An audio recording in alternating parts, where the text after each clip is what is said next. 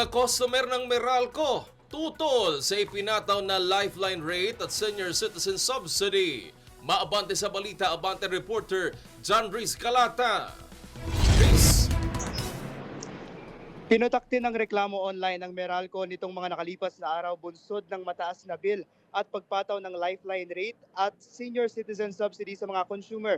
Tanong ng mga netizen, bakit sa kanila ipinapasa ang pasanin para mailarga ang mga programa ng pamahalaan? Tutol din dito ang ilang mga negosyo na malakas kumonsumo ng kuryente tulad na lamang ng isang laundry shop sa Quezon City. Ayon kay Daisy Ann Erlano, bunsod pa lamang ng pagtaas ng presyo ng kuryente ay 2 beses na silang nagtaas ng singil sa kanilang mga customer. Mula sa dating 190 pesos sa kada 7 kilograms na damit ay pumalo na ito sa 215 pesos.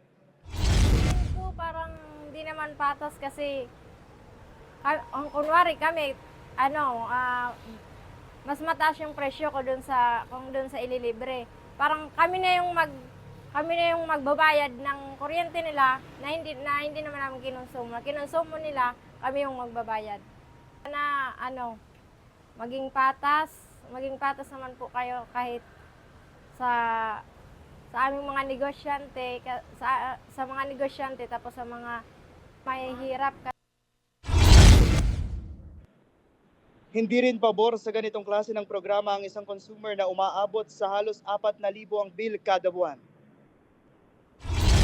Oo, kumbaga parang dapat hindi doon kunin. Kumbaga parang ang nangyayari, consumer yung nagbabayad, yung sa nagiging discount. Parang ang nagiging totoo nun, hindi siya discount. Kasi binabawas rin sa consumer eh. Yun. Dumipensa naman ang Meralco at sinabing ang lifeline rate at senior citizen subsidy ay government-mandated charges at hindi napupunta sa kanila. Dagdag pa ng power distributor, lahat ng distribution facilities at electric cooperatives ang nagpapatupad nito at hindi lamang ang Meralco. Hinikayat naman ng Meralco ang mga customer na may mga katanungan tungkol sa kanilang bill na makipag-ugnayan sa kanilang customer service channels para sa karagdagang paglilinaw at tulong. John Riz Galata, Abante.